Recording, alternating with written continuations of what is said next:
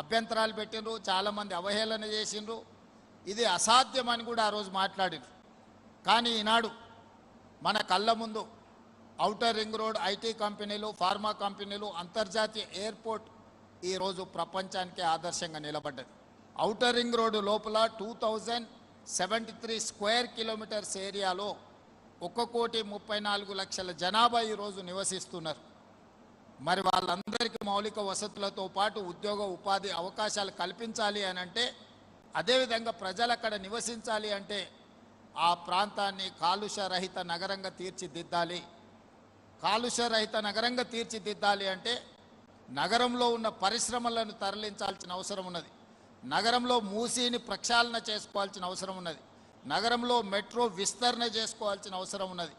నగరంలో 3,000 ఆర్టీసీ బస్సులు ఈరోజు డీజిల్ ఇంధనం ద్వారా నడుస్తున్నాయి. ఈ 3,000 ఆర్టీసీ బస్సులను నగరం బయటికి తరలించి 3,000 ఆర్టీసీ బస్సులను ఈవీ వెహికల్స్గా మార్చడానికి ఈరోజు రాష్ట్ర ప్రభుత్వం ప్రణాళికలు సిద్ధం చేసింది. హైదరాబాద్ నగరంలో 2 లక్షల ఆటోలు ఈరోజు డీజిల్ మీద ఆధారపడి నడుస్తున్నాయి. ఆ 2 లక్షల ఆటోలను కూడా రెట్రో ఫిట్టింగ్ ద్వారా ఈవీ ఆటోలుగా మార్చడానికి ఈరోజు తెలంగాణ రాష్ట్ర ప్రభుత్వం పనిచేస్తుంది.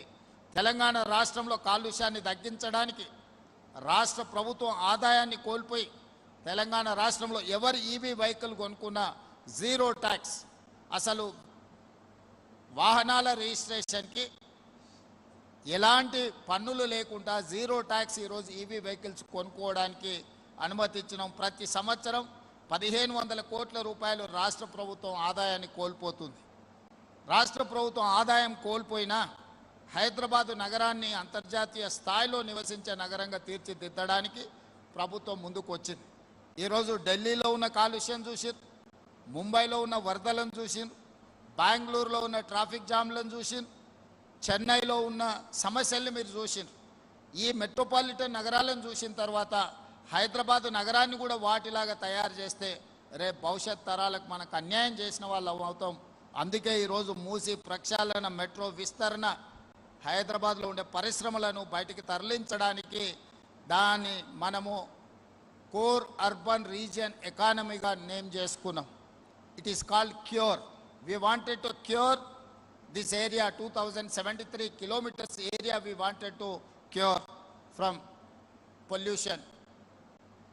అందుకే ఈరోజు క్యూర్ ప్రాంతాన్ని సర్వీస్ సెక్టర్గా రీడిఫైన్ చేసుకుంటున్నాం. Outer ring road, outside regional ring road, inside 10,000 square kilometres manufacturing జోన్గా డిసైడ్ అయినాం. ఈరోజు ఇన్వెస్ట్మెంట్ మొన్న ఎనర్జీ సంబంధించిన పరిశ్రమ కానీ, ఈరోజు అమెజాన్ ఇన్వెస్ట్మెంట్ కానీ ఈ పెరి అర్బన్ రీజియన్ ఎకానమీలో పెట్టుబడులను ప్రోత్సహిస్తున్నాం.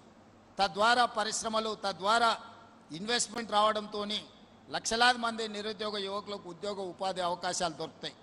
ఇప్పుడు ఇన్ఫ్రాస్ట్రక్చర్ డెవలప్మెంట్ మీద రాష్ట్ర ప్రభుత్వం ప్రత్యేకమైన ఫోకస్ పెట్టింది. ఈ ప్యూర్ ప్రాంతంలో this is called peri urban region economy. It is called pure. Pure meant for manufacturing.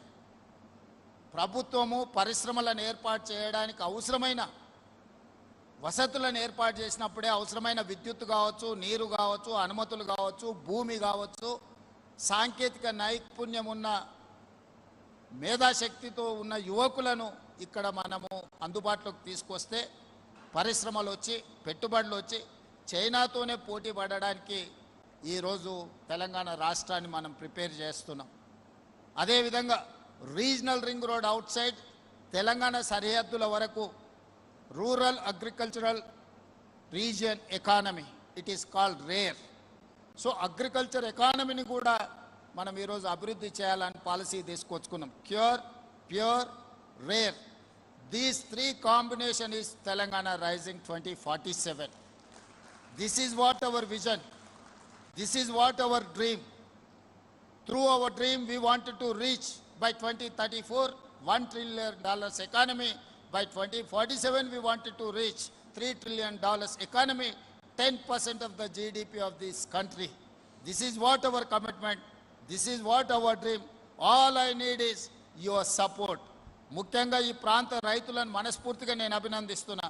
ముందుకొచ్చి వేలాది ఎకరాల భూమిని ప్రభుత్వ అభివృద్ధి కోసం రీజనల్ రింగ్ రోడ్ అభివృద్ధి కోసం, రేడియల్ రోడ్స్ అభివృద్ధి కోసం ఈ ప్రాంత రైతులు చేస్తున్న త్యాగాన్ని రాష్ట్ర ప్రభుత్వం ఎప్పటికీ గుర్తుపెట్టుకుంటుంది. రేపు భవిష్యత్ తరాలకు ఒక